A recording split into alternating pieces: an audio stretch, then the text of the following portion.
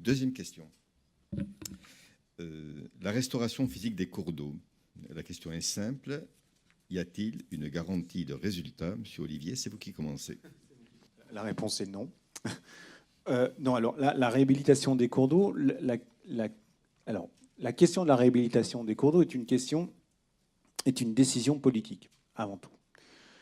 Par contre, elle peut, mais ce n'est pas forcément le cas, elle peut s'appuyer sur des argumentaires scientifiques, c'est-à-dire des démarches scientifiques qui peuvent se décliner de la manière suivante, c'est-à-dire définir de réels objectifs écologiques, c'est-à-dire qu'est-ce qu'on veut, quelle nature voulons-nous, mais là on va le décliner sous un angle scientifique. Qu'est-ce qu'on veut restaurer? Est-ce qu'on veut restaurer des paysages? Est-ce qu'on veut restaurer des processus? Est-ce qu'on veut réhabiliter une certaine biodiversité et donc les habitats qui sont associés? Et quand on fait la bibliographie, on se rend compte que la définition des objectifs dans les programmes de restauration écologique est souvent très floue. C'est-à-dire qu'on dit on va réhabiliter un certain nombre de milieux qui sont caractéristiques des grands fleuves, des rivières de première catégorie, etc.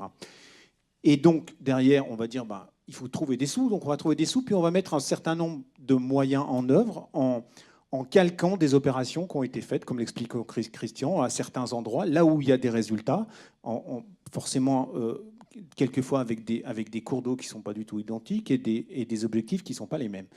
Et donc, derrière, et évidemment, comme on va dépenser beaucoup d'argent, on va dire qu'il va falloir mesurer les effets de cette réhabilitation. Et donc, on va mesurer des effets sur des objectifs qui n'étaient pas clairs. Donc, on va développer des monitorings qui vont répondre à des questions très générales, mais qui ne vont pas vraiment répondre à la question est-ce que la réhabilitation qui a été réalisée a bien répondu aux objectifs qui étaient fixés. Et ça, ce n'est pas du tout anodin parce que ça nécessite, pour définir des objectifs correctement, de disposer à la fois de données sur les milieux et les systèmes sur lesquels on veut travailler, et des données fiables, c'est-à-dire des données qui ont une valeur scientifique. Ça nécessite de disposer d'outils, notamment, si possible, de modèles prédictifs qui vont pouvoir nous dire si on modifie tel ou tel type de paramètres de l'habitat dans une certaine gamme de valeurs, eh bien, on va modifier un certain nombre de paramètres physiques du milieu. Et dans le meilleur des cas, on va être capable de mesurer les effets sur les biocénoses qui sont associés. Et ça, encore une fois, ça repose sur des données pré-restauration qui doivent être collectées sur des temps relativement longs. Donc on revient à la question tout à l'heure. Ça suppose de disposer d'outils ou de développer des outils qui soient adaptés.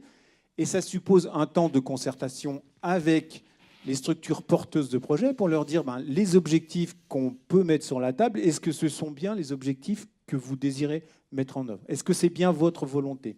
Et donc, dans ce cas-là, avec une certaine marge d'erreur, on peut avoir une certaine garantie sur ce qui va ressortir de la mise en œuvre des procédures de réhabilitation.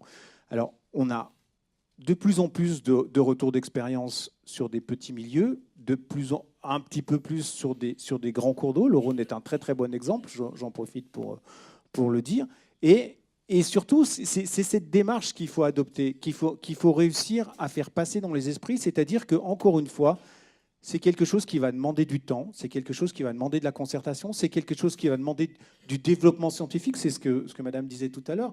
Ça nous sollicite sur des questions pratiques, mais sur lesquelles il y a une vraie recherche scientifique à développer. Alors cette recherche, elle a été faite, moi je vous invite vraiment à regarder ce qui a été fait sur le Rhône, parce qu'elle a été faite dans ce cadre-là, et aujourd'hui on peut comparer les observations qu'on fait post-restauration sur le terrain aux prédictions des modèles qu'on a mobilisés dans le cadre de la définition des objectifs, et on peut dire si oui ou non les objectifs ont été atteints. Donc voilà pour répondre à votre question, mais encore une fois, c'est une question compliquée qui s'appuie sur une volonté politique qui soit affirmée en termes de définition des objectifs. On ne fait pas de la réhabilitation de cours d'eau, on va choisir un certain nombre d'objectifs dans les procédures de réhabilitation et dans la réhabilitation.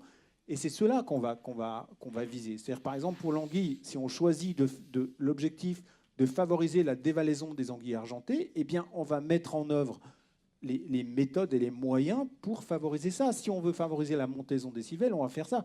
Et dans le cas des seuils, par exemple, on peut se focaliser sur des problèmes de connectivité, de dimension de patch entre des seuils pour assurer une certaine